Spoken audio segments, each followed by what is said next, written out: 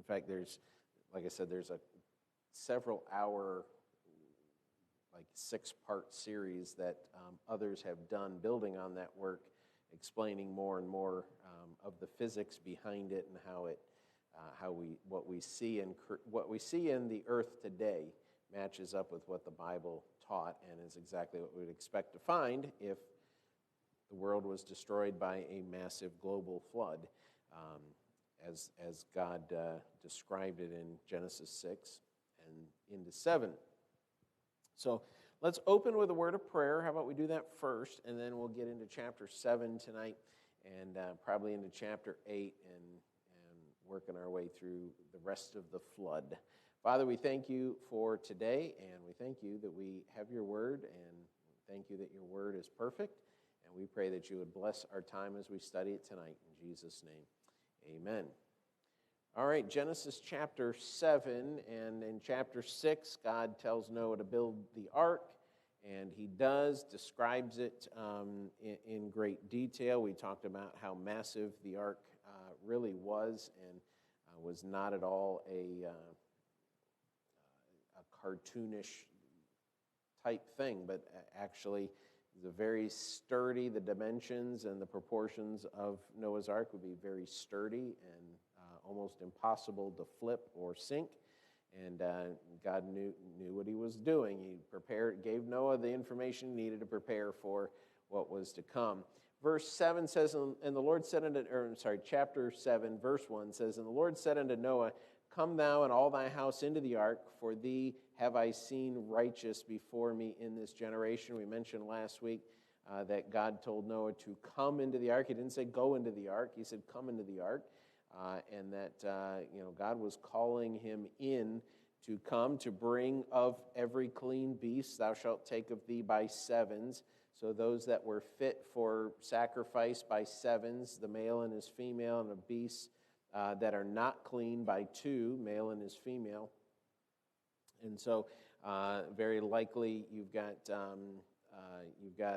a pair of unclean, you got 3 pair plus 1 of all the clean, and those would be the ones used in sacrifice. And he says, "For yet 7 days," verse 4, "For yet 7 days, and I will cause it to rain upon the earth 40 days and 40 nights, and every living substance that I have made will I destroy from off the face of the earth." And Noah did according to all the Lord commanded him. And Noah was 600 years old when the flood waters was upon the earth. And Noah went in, and his sons and his wife and his sons' wives with him into the ark because of the waters of the flood. And it just describes and reiterates Noah doing exactly what God told him to do. And we mentioned verse 11 last week. "In the 600th year of Noah's life, in the 2nd month, on the 17th day of the month," the same day were all the fountains of the great deep broken up, and the windows of heaven were open. And again, that video we looked at last week explains the physics of the water didn't originate in the sky. The water originated under the earth, and the fountains of the great deep broke open with such force that it jettisoned the water up into our atmosphere and caused torrential rains to pour down for 40 days and 40 nights. And again, one of the mistakes that people make is they think the flood lasted for 40 days, and the flood actually lasted for a little over a year. Noah was on the ark for more than a year. He wasn't on for a month and a half. He was on for a year, and actually a little over a year. And the Bible gives us some very detailed things about what happened and when it happened. It says in verse 15, "And they went in unto Noah into the ark," speaking of the animals, 2 and 2 of all flesh, wherein is the breath of life. "And they went in, they that went in male and female of all flesh, as God had commanded him, and the Lord shut him in."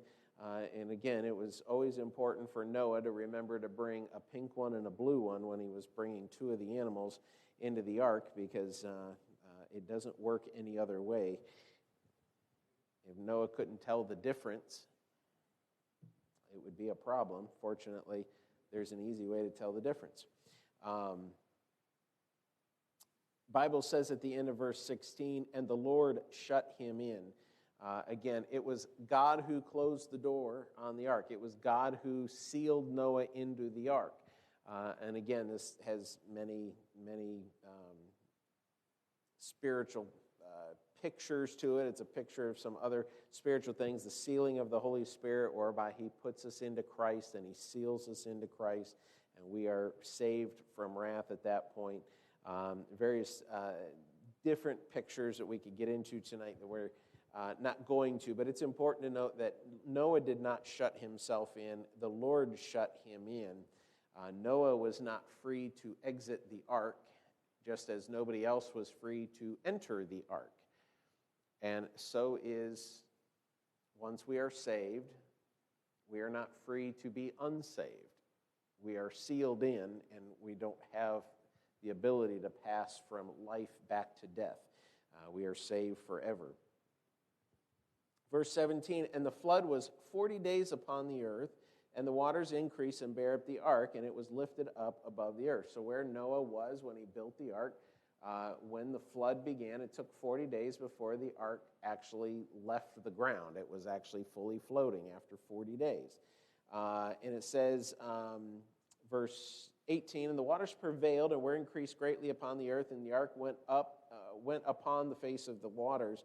And the waters prevailed exceedingly upon the earth, and all the high hills that were under the whole heaven were covered. 15 cubits upward did the waters prevail, and the mountains were covered. And all flesh died that moved upon the earth, both fowl and of cattle and of beasts, and of everything that creepeth upon the earth, and every man, all in whose nostrils was the breath of life. Of all that was in the dry land died. Of every living substance was destroyed, which was upon the face of the ground, both man and cattle, and the creeping things, and the fowl of the heaven, and they were destroyed from the earth. And Noah only remained alive, and they that were with him in the ark. And the waters prevailed upon the earth for 150 days. So from the beginning of the flood, the waters increased for 150 days, reaching their peak of 15 cubits above the highest point on earth at that time. And again, Mount Everest did not exist at this point. And the earth was probably very much flatter, and as Brown explains briefly in the video, that the mountains were formed actually very quickly in the waning parts of the flood as the continental plate shifted, and the mountains were forced up. And there's great evidence to support that theory. And so we're not looking at 15 cubits above Mount Everest as we know it today. We're 15 cubits above the highest point on earth at that time. The topography of the earth is much different, obviously, now than it was then. Verse 8, and God remembered Noah. So 150 days have gone by. The water is at its peak. And every living thing and all the cattle that was with him in the ark. And God made a wind to pass over the earth, and the waters assuaged. One of the things that in some of the more in-depth videos on the hydroplate theory, the Pacific Basin, as the mantle of the earth cracked or whatever, however that is described, and all that water was released, and it buckled up, pushing the plates aside.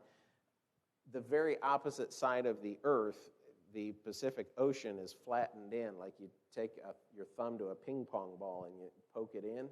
That's what the other side of the planet Earth looks like under the Pacific Ocean, and it looks like it's just caved in. And the belief through the physical laws of nature, laws of science, whatever I'm trying to say, and you can see how well I did in science class anyway, that as one end is buckling up, the other end is buckling in, and that great divot that happens actually produces wind. The result of that would be a great wind that would begin passing over. And the waters begin to recede at this point, and they begin to go down. It says, verse 2, the fountains also of the deep and the windows of heaven were stopped, and the rain from heaven was restrained. So all of the rains had ended. Much like if you have a hose and you put it down in your swimming pool and it's kind of spraying up in the air, but as you fill the pool up, when the water gets to a certain point, you don't have a spray anymore. Once you get past the top of the hose, you kind of lose that spray. The water can still come up because you're filling, but at some point God turned off the hose and the water stopped, and then he sent the wind, and the water began to recede. And a lot of things were happening to make that take place that I don't have time to go into, nor the intellectual capacity to even explain them all. But I think hearing somebody who knows what they're talking about explain it to me is pretty fascinating. It says in verse 3, and the waters returned from off the earth continually, and after the end of the 150 days, the waters were abated. So first 150 days, we get to the peak of the amount of water that was there, and then another 150 days goes by, and the waters have pretty much run off of the continents as the hydroplates slid, and they reached resistance, and they were forced up. The soft sediments were forced upward, and the mountains were forced upward, and the basins were opened where the water retreated to, what we call the oceans today. As that's happening, it took a fair bit of time to do, but eventually it did. And it says in verse 4, and the ark rested in the 7th month on the 17th day of the month upon the mountains of Ararat. So we have a precise day when the fountains of the great deep were broken up. We have a precise day here that the ark finally comes to rest again. Verse 5, and the waters decreased continually until the 10th month. In the 10th month, on the first day of the month, were the tops of the mountains seen.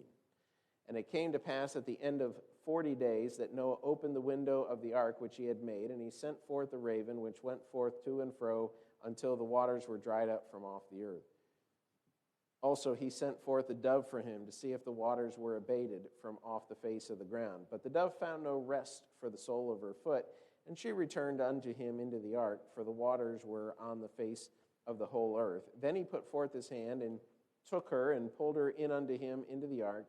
And he stayed yet another 7 days, and again he sent forth the dove out of the ark, and the dove came into him in the evening, and lo, in her mouth was an olive leaf plucked off. So Noah knew that the waters were abated from off the earth, and he stayed yet other 7 days, and sent forth the dove, which returned not again unto him any more. And it came to pass in the 601st year, in the 1st month, and the 1st day of the month, the waters were dried up from off the earth. And Noah removed the covering of the ark and looked, and behold, the face of the ground was dry. So the ark comes to rest. Noah waits another 40 days, and then he starts running some experiments to see if it's safe to leave yet. He sends out the raven. He sends out the dove. The dove comes back, waits a week, sends the dove out, comes back with an olive leaf, waits another week, sends the dove out. The dove doesn't come back. He says, okay, things must be going well. And so that's when he takes the covering off. He removes the covering of the ark, and actually was able to look for himself and get a real, not a bird's eye view. He was sending birds out, taking their word for it, but he was actually able to see it for himself that the earth was dried. And it says. Verse 14, and in the 2nd month of the 27th day of the month was the earth dried. So we have the specific day, Noah's life, which the earth was dry, and it's time now to leave the ark, and it's over a year, like a year and a couple weeks approximately. It says in verse 15, and God spake unto Noah, saying, go forth of the ark, thou and thy wife and thy sons wives with thee. Bring forth with thee every living thing that is with thee of all flesh, both of fowl and of cattle and of every creeping thing that creepeth upon the earth, that they may breed abundantly in the earth and be fruitful and multiply upon the earth. And Noah went forth, and his sons and his wife and his sons' wives with him, every beast, every creeping thing of every fowl, whatsoever creepeth upon the earth after their kinds, went forth out of the ark. Noah builded an altar unto the Lord, and took of every clean beast and of every clean fowl, and offered burnt offerings on the altar. And the Lord smelled a sweet savor. And the Lord said in his heart, I will not again curse the ground any more for man's sake. For the imagination of man's heart is evil from his youth, neither will I again smite any more every living thing as I have done. while the earth remaineth, seed time and harvest, and cold and heat, and summer and winter, and day and night shall not cease. So the flood wraps up. Noah finally gets off the ark. He starts sending all the animals off the ark, letting them go, make more animals. And of the clean beasts, though, that seventh one that he took, of every clean beast, whether it was a bird or an animal, he sacrificed on the altar that he built. That's why he took additional of those rather than the unclean. And at the end of this, God says, I'm not going to do this anymore. I'm not going to destroy the earth with a flood of water more. I'm not going to curse the ground any further for man's sake. And he says, for the imagination of man's heart is evil from his youth. God says, I'm not going to bring this kind of judgment again. The fact of the matter is, mankind are sinners. Mankind is evil from his youth. And what God has done in the flood is not just wipe out all those whose imagination was on evil continually, but he is shortening the lifespans. The result of the flood, the change in the environment that is there, what you see is a natural digression of the lifespans. We saw that a couple weeks ago. I put those up there. Every second generation after the flood, the lifespan shortened by about 30%. So they go from living 900, then they go down to living about 600, then they go down to living about 400, and then about 200, and eventually settle in. Even in Abraham's day and Jacob's day, they were still living, 180, 150 years was not all that uncommon for them to live in that time span. But eventually the lifespan settled out, and 70 to 100 years has been pretty average since. There's been times when it was worse. There's been times when it was better. There's different factors involved in that. They have nothing to do with global warming. They have to do with our diet. They have to do with how well we take care of ourselves. They have to do with, frankly, how much of the Bible we follow when it comes to health-related things, like washing your hands. There was a lot of confusion about the need to. The Bible God told the Jews in the law, wash your hands before you eat, wash your hands after this, you need to bathe after this. There's a lot of washing going on, and it's because God knew the result of if you don't ever wash your hands, if you don't bathe regularly, if you don't clean yourself, guess what? You're more susceptible to becoming ill. Well, there was a time when, the idea that microscopic germs caused illness got people locked up into the loony bin.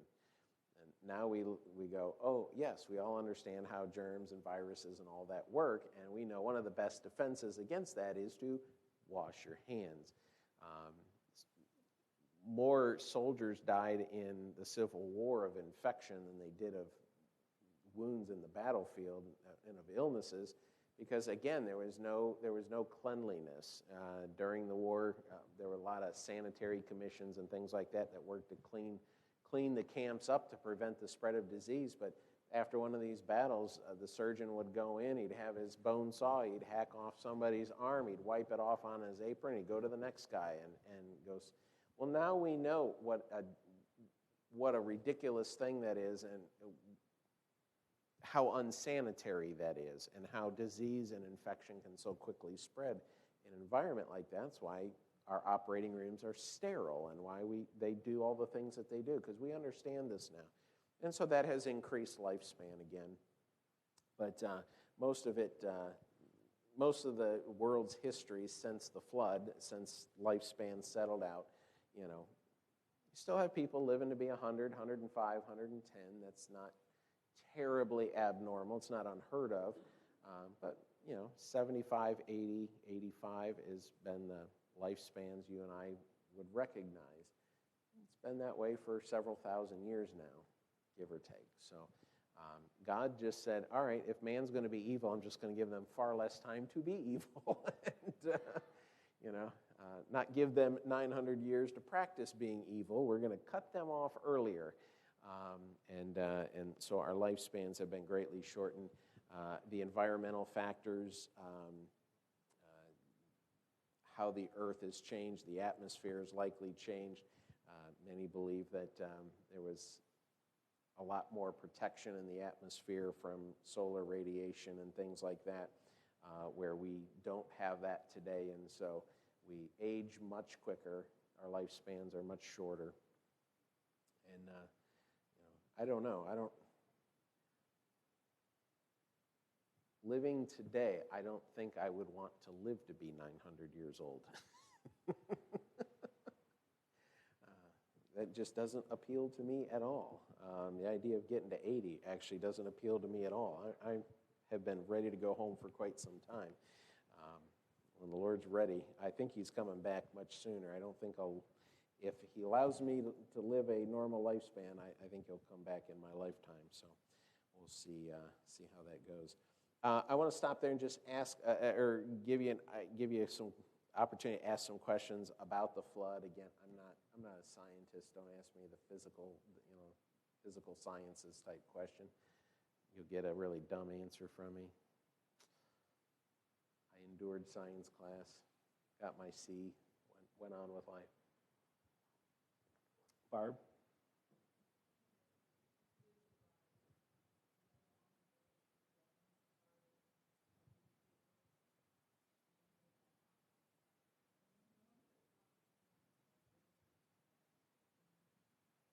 Yeah.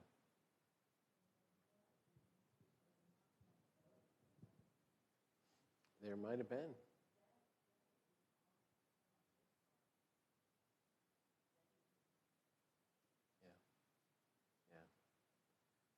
I would imagine there were people who had a last-minute change of heart, but it was too late.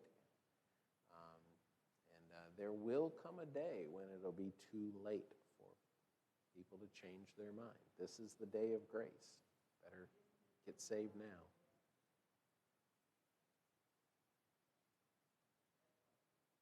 Well, I mean, as long as you're breathing, you have a chance to be saved. I definitely believe that, but I think there will come a point in time. I personally think it's at the rapture when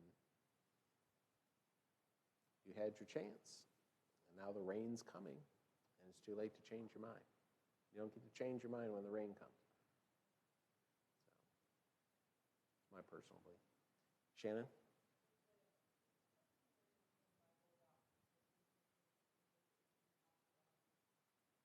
Yeah, he didn't have an aquarium with him. We would expect that much of the sea creatures would have perished just because of the sediments and just the change in the water. But we would expect that still some sea creatures would survive, and I think God just took care of the sea creatures because He specifically just talks about everything on the earth. Creeping thing, the fowl of the air. But I mean, you find fossils all over the earth of fossilized fish and jellyfish and whales and all that kind of stuff. So undoubtedly the vast majority of them perished in the flood, but undoubtedly the ones that we have today survived because Noah didn't build an aquarium on the ark. He didn't have a big bathtub with it tethered to the back of the boat that floated with him.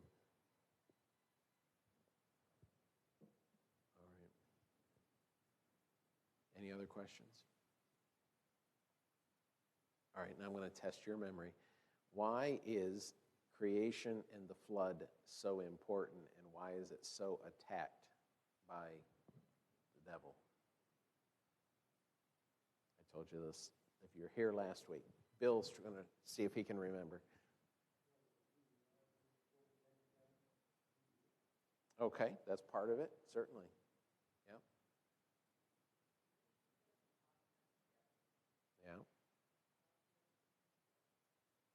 The creation shows His ownership, and flood shows His ability and right to judge it. And those are two very important foundational things. What Bill said is also true, and they do inform us of who we are in that. Satan attacks creation, and he attacks the flood, and he is in this evolutionary period where, modern science, falsely called, believes in the theory of evolution, it's because they cannot admit that there is a God who owns this and that he has in the past judged it and has the right to judge it again in the future. Because if they admit those two things, then the next logical question is, who is that God and what does he want? And those are two questions they do not want to ask. They do not want the answer to. The Bible describes those as being willingly ignorant, meaning dumb on purpose. They are deliberately ignorant of who God is. They don't want the answer to that. They don't want to ask the question. They don't want you to tell them what the answer to that question is. What they want is to go on believing that there is no God and they have no accountability to a God. And that's why evolution has been so pushed and the flood has been so attacked. Well, where'd all the water go? Well, the earth is 2/3 water. There's a lot of water here. And if you don't buy into the idea that Mount Everest existed at the time of the flood, there's really not a problem here, and there are scientific explanations for what we see. We now have knowledge that allows us to be able to figure some things out, and again, the 2.5-hour, 3-hour, follow-up video with 6 segments to it. I watched that last week. After we did this, I watched the whole thing again. And just the level of detail and how many things just fit together in this process is pretty amazing. So I didn't doubt the flood before I knew of the hydroplate theory. I don't doubt it now. It's just nice to have somebody be able to scientifically explain what we see and not say millions of years ago, because I know that's not the case either. All right. Dale?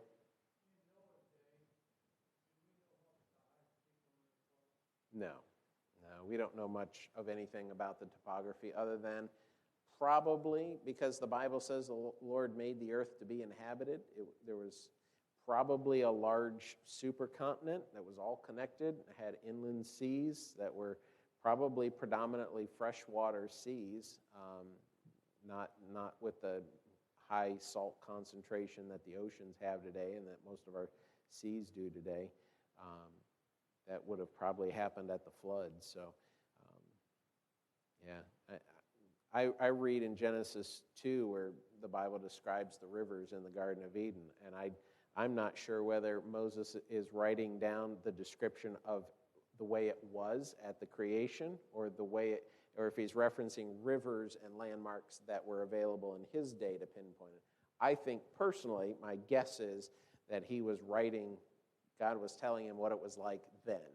And of course, that world has been destroyed by the flood. And I personally think the Garden of Eden probably existed until the time of the flood. It was destroyed in the flood with everything else. So they would have always been able to hang around Eden. They couldn't go in, but they could hang around. They could see what they lost. There was always, I think, that reminder there until the time of the flood. All right. And here's good news. If you're a global warming, you believe the earth is going to burst into a ball of flame any minute now because you drive an SUV, or Bill Gates flies around in private jets all the time, blames you for global warming. Verse 22 says, while the earth remaineth, seed time and harvest, and cold and heat, and summer and winter, and day and night shall not cease. The good news is we're always going to have winter and summer. We're always going to have times to plant and times to harvest. We're always going to have times of cold and times of heat. We're always going to have times of rain and times of dry. Until the world ends, and it's going to end when God ends it, not when, that person has started the last SUV and it finally breaks the environment's back and the whole thing just goes up in flames. Wipes out all mankind at one time. God is going to destroy the earth. We see that in the book of Revelation. Until that happens, we're going to have seasons. And whether we fly in planes or we drive SUVs or we, burn campfires or we ride a horse. It doesn't matter. We really don't have that much of an impact on our environment. It's too complex. It's too well designed for us to do too much to it. And we can be bad stewards of it for sure, and we should not deliberately go out and try to wreck the environment. But nothing we're doing today is going to bring about the end of civilization as we know it. And every global warming person I've ever heard always says, in 10 years, and I think it was in 1972 or something like that, Time magazine said in 10 years we were going to enter the Earth's next ice age. Then it was global warming. Now they since they can't figure it out and they can't predict anything right, they just say climate change. I'd never really personally been bothered by climate change because I live in Ohio. I've seen, every 6 months we have a 100-degree temperature swing. The climate changes dramatically in Ohio every 6 months. So over the next 100 years, a moderate change in the average temperature, which is a joke anyway. How do you take the average temperature of anything on the earth? 100 years from now, we're going to have a half a degree change, and so we need to destroy the economy and do all this stuff so the earth doesn't warm up by half a degree. Ohio can warm up 50 degrees overnight. I've seen it. You have too. If you've lived in Ohio any length of time, you've gone like, what? So I just posted something from a Facebook memory that came up. It was like, minus 10 with minus 25 wind chills, and 3 days later it was 60 degrees outside. And, it's like January going into February a few years ago. You're worried about half a degree 100 years from now? I'm thinking that's stupid. So, all right, well, let's get into chapter 9 very briefly because there's some interesting things here, and then we'll quit. God blessed Noah and his sons and said unto them, be fruitful and multiply and replenish the earth. By the way, it's the same thing God told Adam and Eve to do. Be fruitful, multiply, replenish the earth. That was the first command God gave to mankind. Reproduce a lot. He tells Noah and his family, reproduce a lot. Now, there's no indication that Noah and his wife had any more children. The indication, at least genealogically in chapter 10, when you look at it, that they did not. Noah's sons and their wives had a bunch of children, and the population began to grow rapidly. Verse 2, and the fear of you and the dread of you shall be upon every beast of the earth. That's something new. Animals weren't scared of people before the flood. Man did not hunt for food, didn't kill animals for food. Some probably did, but, people ate vegetables. People were vegetarian in their diets before the flood. Okay?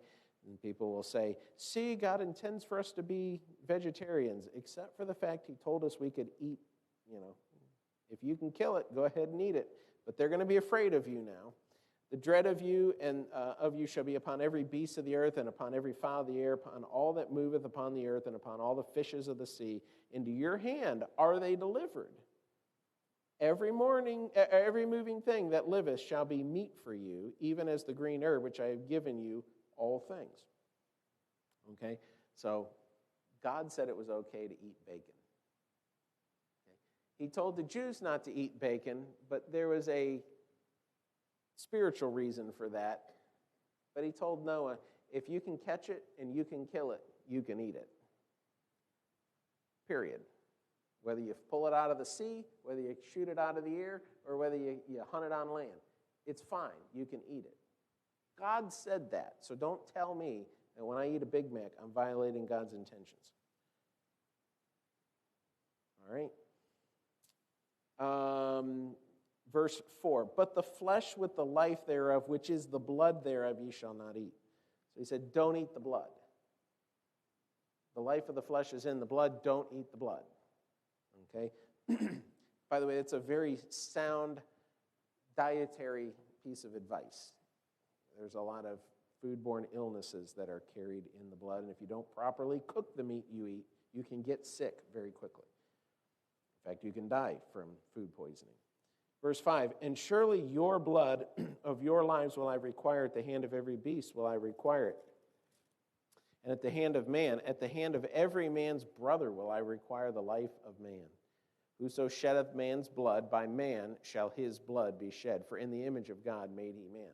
Now, God not only allows us to start eating animals, he warns that if you decide to start killing people instead of animals, there's a penalty.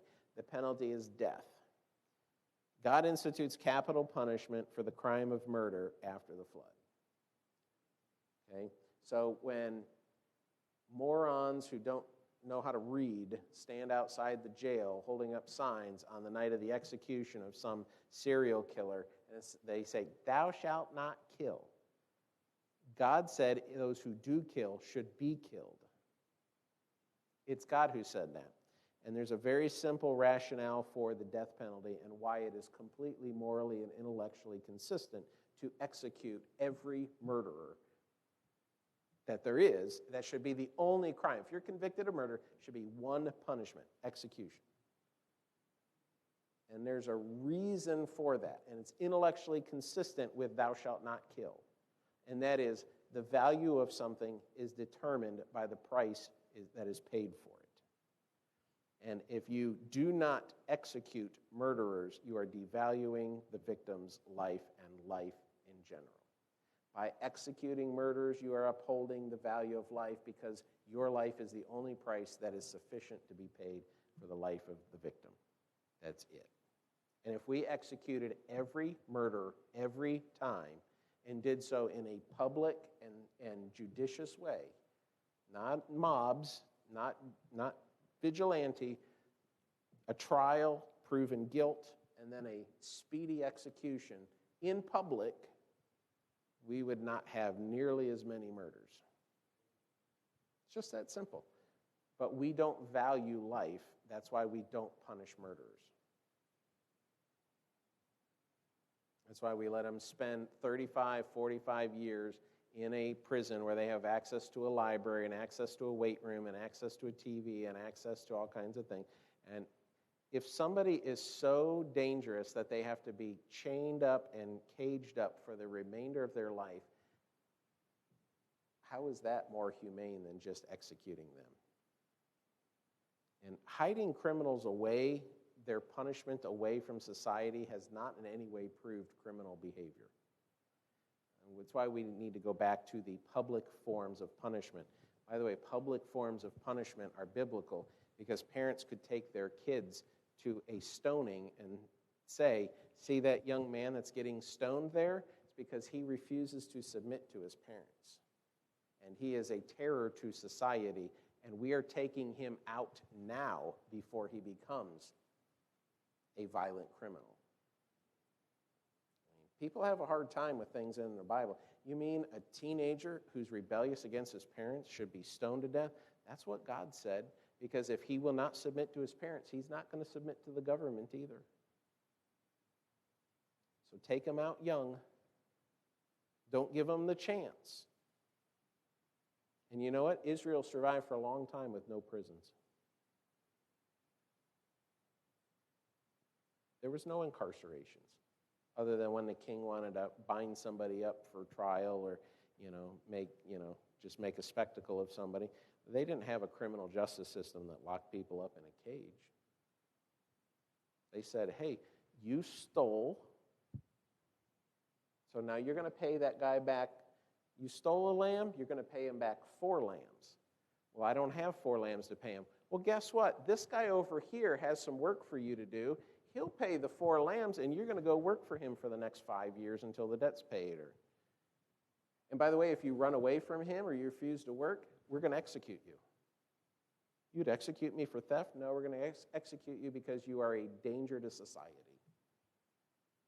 And you know what? It worked. And people didn't steal all that often. It was a very simple, public, and judicious way of dealing with things. An eye for an eye, tooth for a tooth. That has a judicial, it's not a vengeance thing. It's not a personal, individual thing. The eye for an eye and a tooth for a tooth is a governmental function. oh, you did that to them? Okay, now we as a society are going to do that to you. And it worked.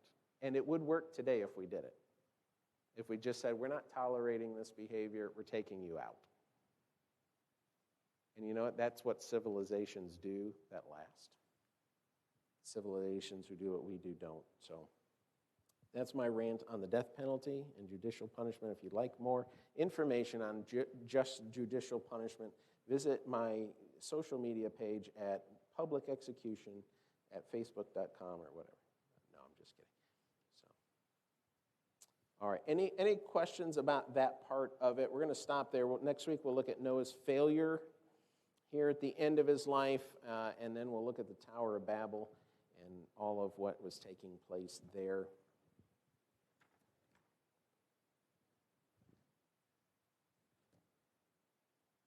All right, cool. We'll move on from the question and answer phase.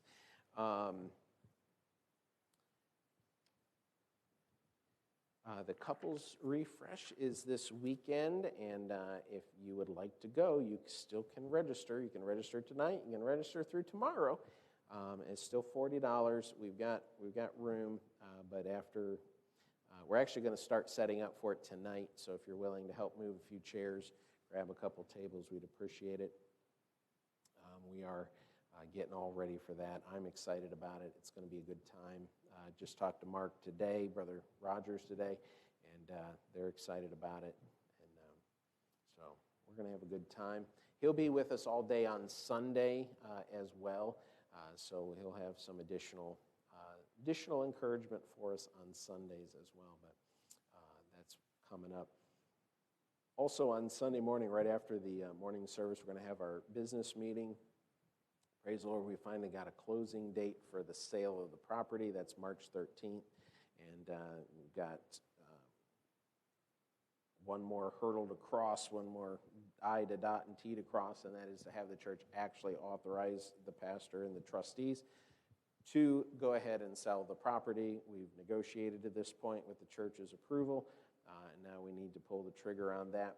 We also are going to be voting because we're on very tight time schedules. I wish we had closed back in December, would have eased up some of these timetables, but we are going to vote, and the second motion will be to allow me and the trustees to finish the design work on the annex building and go ahead and get construction started. As soon as I have all the numbers and stuff, I'll plug them in for you, but this is a project I think is well worth our time and worth our while. The Lord has brought me across the path of a man who's a licensed electrician who's willing to come and do a lot of the work for us for a love offering.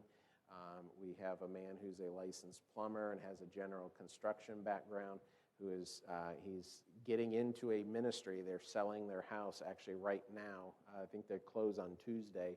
They're buying a trailer and going to travel and help churches with their construction project. I met both of these men on the Sunday I was gone in Evansville, Indiana. I met one in the morning and one in the evening, and that was a great encouragement that the Lord was in it.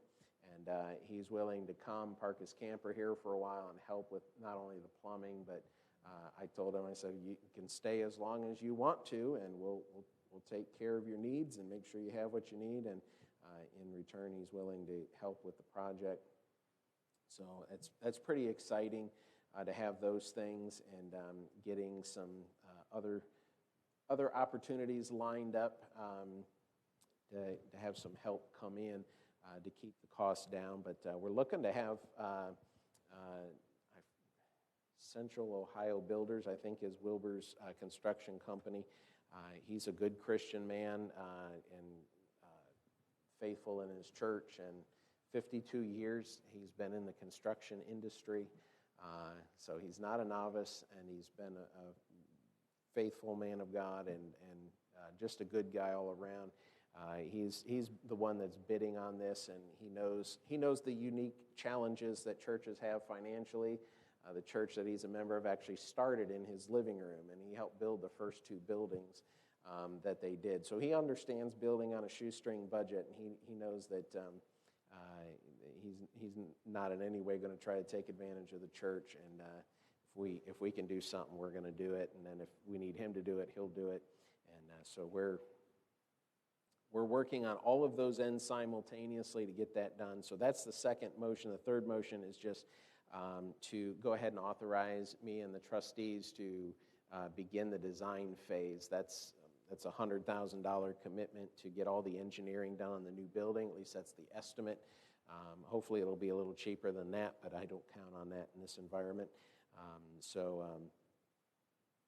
That'll allow us to start getting, while he's designing the pavilion, also be doing some of the design work for the new sanctuary, and be doing a lot of things simultaneously and praying that the Lord brings it all together in the right time. But I'm excited to be crossing this one hurdle finally and to be done negotiating. 3 years, Bill. It's been 3 years since they first approached us to make an offer, and we have been praying about it, been seeking the Lord's will on it, been looking at all the different avenues that we can take, and I don't see, other than a miracle, I don't see any other avenue for us to be able to build than doing this. That was the only impetus behind it, and I think God is bringing all this together in His time, and we are mailing out 75,000 John and Romans this year, knocking on 10,000 doors. I can't help but believe the building will be coming at the right time, and God will need it. Well, we need it now, but we'll really need it when God starts blessing.